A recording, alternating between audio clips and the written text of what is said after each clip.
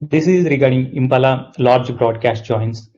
When Impala by default provide a couple of performance tuning techniques. One is compute stats. If we provide compute stats for each table in advance, Impala is able to identify whether a particular table should be broadcasted or shuffled, or how it can filter the data properly to optimize the performance of a query. But if the compute stats are not available, the second approach is to providing the hints. If we know that a particular table is small enough, we can provide hints in the query itself saying that broadcast this particular table, or if the table is large, we can provide saying shuffle this particular table so that Impala can do the proper join criteria and efficiently run the query. But being Impala used by a lot of ad hoc users, sometimes users simply run the query without providing the hints, and they will go and do some other work instead of waiting or monitoring the query. So that's where the problem starts. Assume that a user submit a query without providing any hints, and the query is trying to broadcast a large table.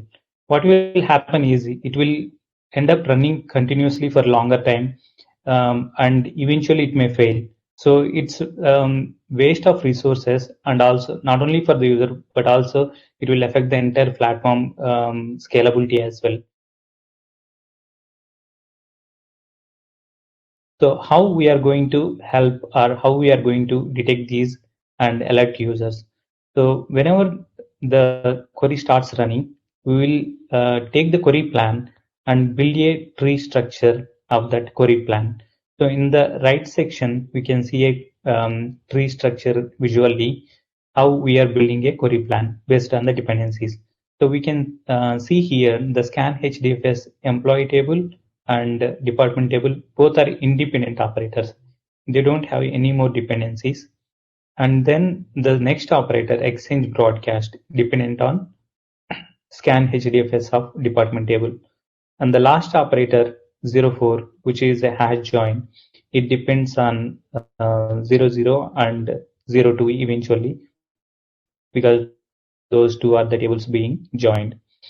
So once we pass through the plan and build a tree structure like what we are showing here, the next step we are doing is we are traversing the tree using DFS algorithm.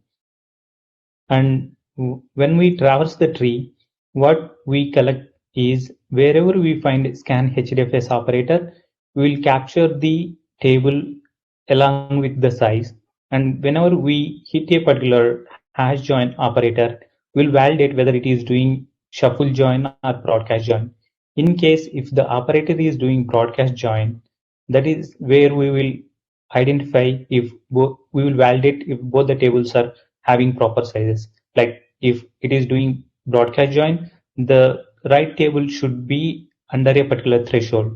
If it is not meeting that particular criteria, or if it is violating that condition, then we are capturing that as a anomaly in the query, and we will capture the table along with the size, and we will continue to traverse the plan until we reach the root.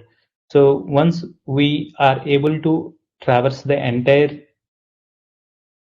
plan and identify all the tables along which are having anomalies, we'll send an email to user saying that these are the list of tables which are violating the conditions, and we will ask him to take necessary actions like tuning the query and resubmitting again.